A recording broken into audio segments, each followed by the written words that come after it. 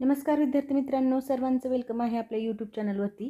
बघा, question analysis सिरीजमध्ये आपण आजचा हा 26वा पार्ट पाहणार आहोत, ज्यामध्ये आपण सर्व एक्झाम ज्या आहेत सरळ सेवेच्या, कंबाईन ग्रुप बी आणि सी, तर त्यामध्ये जशा प्रकारे क्वेश्चन येतात त्याप्रमाणे आपण इथे क्वेश्चन फ्रेम केलेले आहेत, जे की तुम्ही कोणतीही एक्झाम द्या स्पर्धा परीक्षेची त्याच्यासाठी अगदी इम्पॉर्टंट असे क्वेश्चन असणार आहेत. त्यामध्ये सुरुवातीला आपण काही करंट अफेअरचे क्वेश्चन आणि नंतर GK GSचे क्वेश्चन घेतलेले आहेत, जे की सर्व एक्झामसाठी खूप फायदेशीर राहणार आहेत. त्यामुळे व्हिडिओ पाहताना शेवटपर्यंत पाहत चला. तर बघा, आजचा पहिला क्वेश्चन आहे, GDPच्या तुलनेत शिक्षणावर सर्वाधिक खर्च करणारा देश कोणता आहे? तर ह्याचं करेक्ट आन्सर आहे स्वीडन, म्हणजे फर्स्ट ऑप्शन आपलं करेक्ट आहे. तर बघा, स्वीडन हा देश GDPच्या तुलनेत शिक्षण क्षेत्रावर सर्वाधिक खर्च करणाऱ्या देशापैकी एक आहे आणि त्यांचा सामाजिक विकास धोरणामुळे शिक्षण आणि आरोग्यावर मोठ्या प्रमाणावर भर दिला जातो स्वीडन या देशामध्ये, आणि त्यामुळे तिथली डेव्हलपमेंट पण फास्ट आहे. तर बघा, पुढचा प्रश्न पाहूया.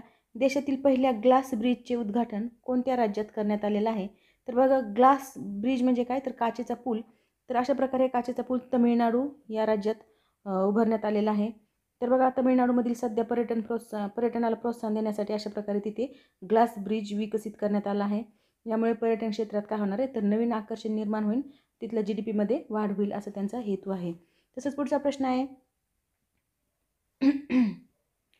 प्रश्न आहे कोणत्या भारतीय क्रिकेटपटूला ICC player of the year 2024साठी नामांकित करण्यात आलेलं आहे? तर ह्याचं करेक्ट आन्सर आहे जसप्रीत बुमराह, म्हणजे सी ऑप्शन आपलं करेक्ट आहे. जसप्रीत बुमराहने 2024मध्ये अगदी शानदार पद्धतीने कामगिरी केलेली आहे, ज्यामुळे त्याला ICC प्लेयर ऑफ द इयरसाठी नामांकित करण्यात आलं आहे. म्हणजे त्याचं वेगवान गोलंदाजीमुळे भारतीय संघाला अनेक महत्त्वाचे सामने त्याच्यामुळे जिंकता आलेले आहेत.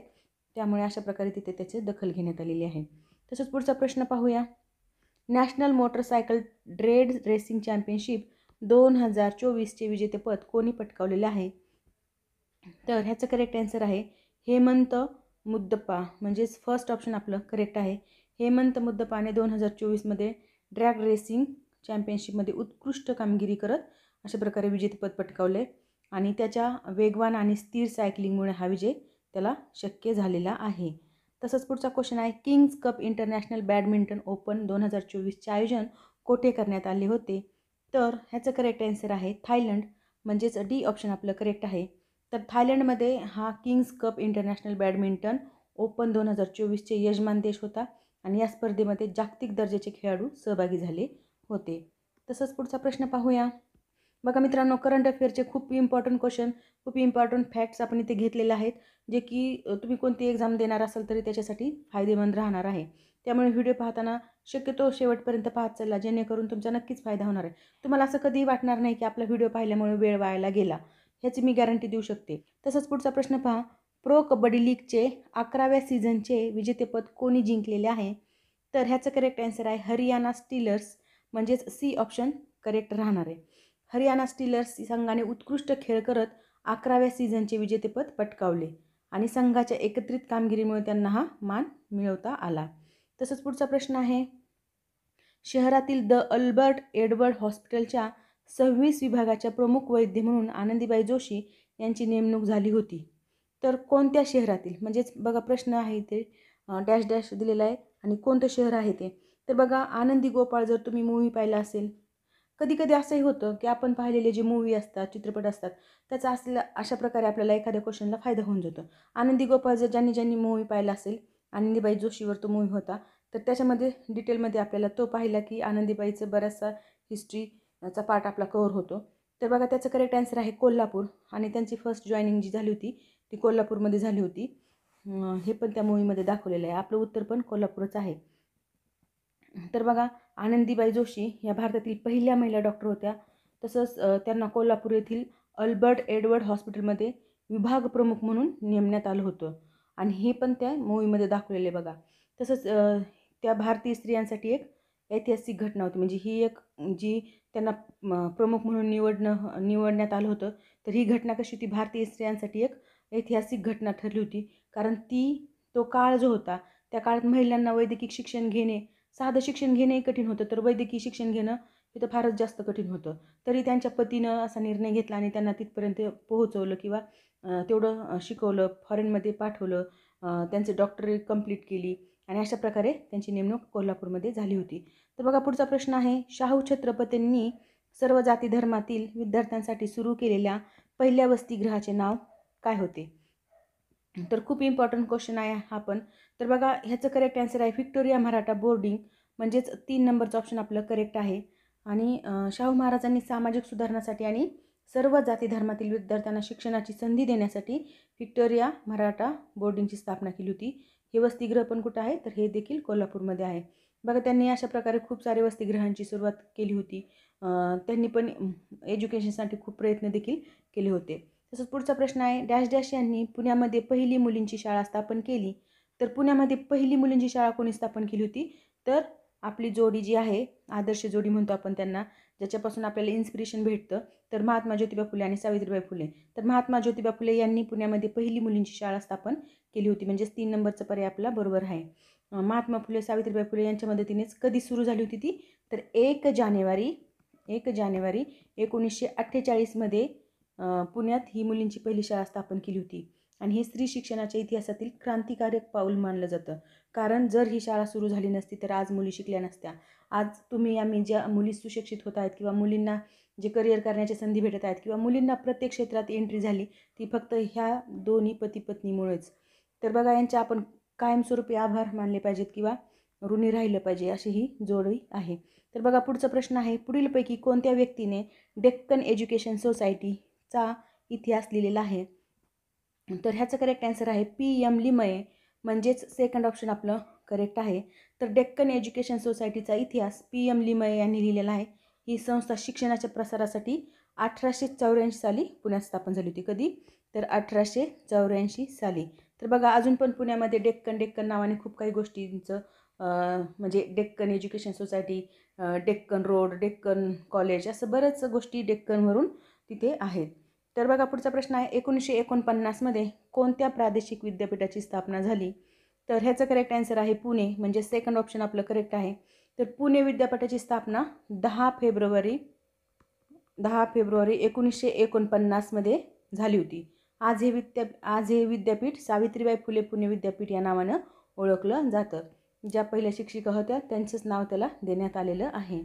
तसंच नेक्स्ट क्वेश्चन पाहूया, डॅश डॅश हे पहिले मराठी वृत्तपत्र आहे. तर पहिले मराठी वृत्तपत्र आहे दर्पण, म्हणजे 4 नंबरचा पर्याय आपला करेक्ट आहे. तर दर्पण हे पहिले मराठी वृत्तपत्र तर आहेच. तसंच बालशास्त्री जांभेकर यांनी 6 जानेवारी 1832 रोजी हे सुरू केलं होतं. दर्पण कधी सुरू झालं होतं असा पण प्रश्न येऊ शकतो, म्हणून ही डेट पण लक्षात असू द्या. 6 जानेवारी 1832मध्ये हे दर्पण वृत्तपत्र सुरू झालं होतं. आणि या वृत्तपत्राचा उद्देश काय होता? तर जनजागृती करणे आणि सामाजिक सुधारणांना चालना देणे. तर अशा प्रकारे दर्पण वृत्तपत्र आहे, त्याचा इतिहास पण माहिती असणं गरजेचं आहे आपल्याला.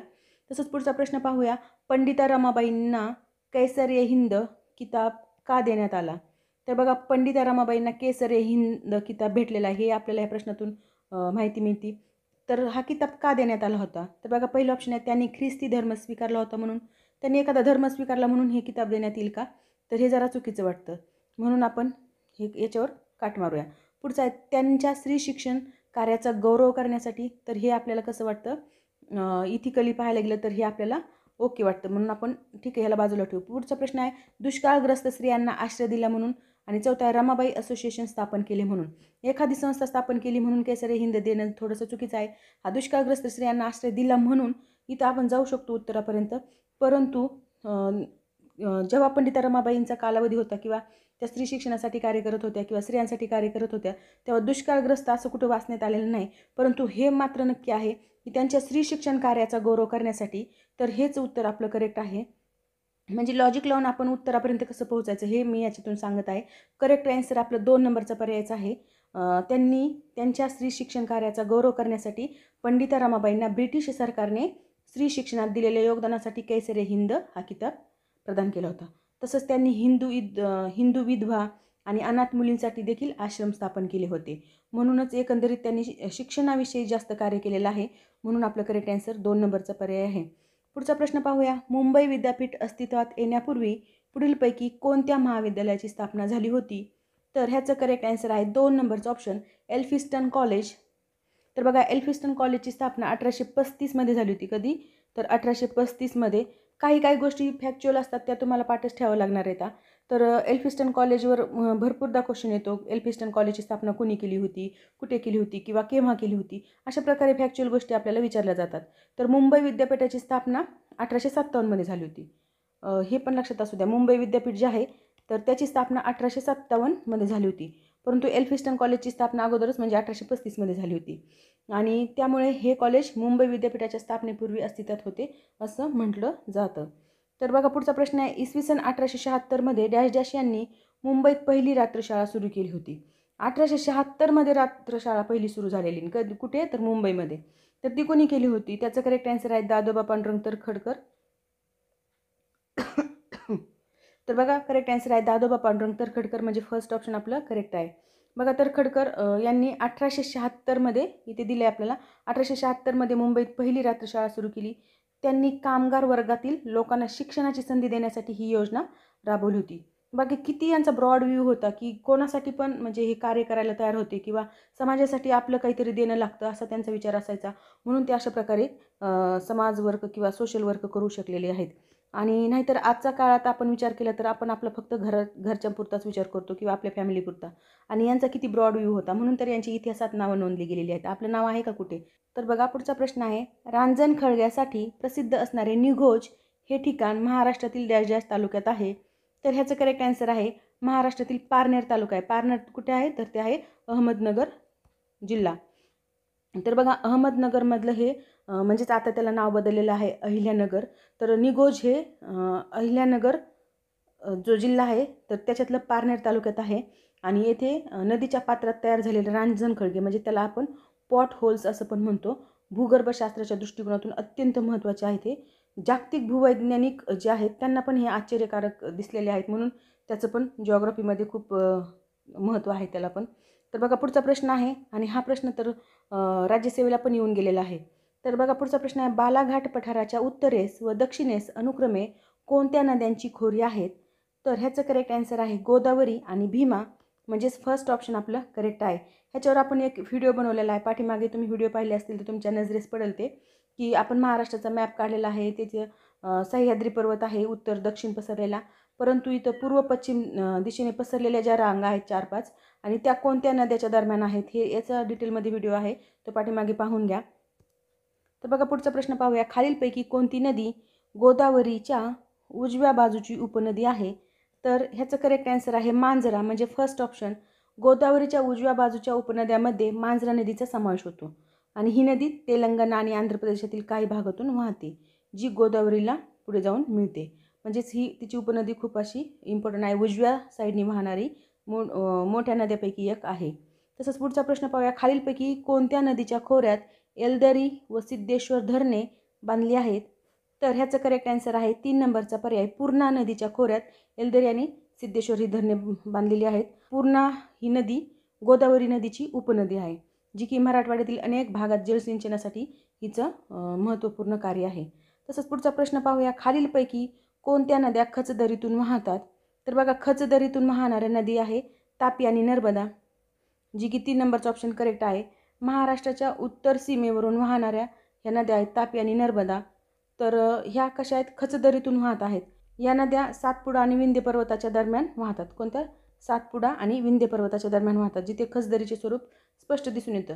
त्याच्यामुळे त्यांच्या मार्गामुळे व भूवैज्ञानिक रचना पण एक अभ्यासासाठी भूवैज्ञानिक रचना पण तिथे अभ्यासाला मिळते. तर बघा मित्रांनो, अशा प्रकारे आपण इथे 20 क्वेश्चन इन डिटेलमध्ये त्याचं ॲनालिसिस पाहिलेलं आहे, जे की तुम्हाला फ्री ऑफ कॉस्ट कुठेही भेटणार नाही. यूट्यूबवर तर भेटलं तरी बी थोडक्यात भेटतं. आपण एवढं सलग अशी एक सिरीजच चालू केलेली आहे, जे की तुम्हाला कोणतीही एक्झाम देत असाल तरी तिथे कसं, आता समजा तलाठीची भरती निघाली आणि त्याचे तुम्हाला एक्झाम द्यायची ठरलं तरी तिथे 25 क्वेश्चन जी केचे, 25 क्वेश्चन मॅथ रिजनिंग 25, म्हणजे असं क्रायटेरिया ठरलेले असतात. तर मिनिमम 25% तरी आपल्याला जी केचा अभ्यास लागतो आणि हाच अभ्यास आपण इथे या व्हिडिओमध्ये कव्हर करत आहोत, जो की तुम्हाला डेलीचे 25 क्वेश्चन आपल्याला 20 क्वेश्चन काय ते असतील ते इथे पाहायला भेटणार आहेत. आणि त्या 20 क्वेश्चनवरून बाकीचे जी अनालिटिकल आपण अभ्यास करतो आहे, अनालिटिकल स्टडी करतो आहे, त्यामुळे तुमच्या बऱ्याचशा गोष्टी इथे क्लिअर होणार आहेत. त्यामुळे व्हिडिओ पाहताना शेवटपर्यंत पहा. चला आणि व्हिडिओ आवडत असतील तर नक्की तुमच्या फ्रेंडला पण शेअर करा, जास्तीत जास्त शेअर करायचा प्रयत्न करा. आणि व्हिडिओ आवडत असतील तर नक्की लाईक करा, सबस्क्राईब करा. Thank you very much.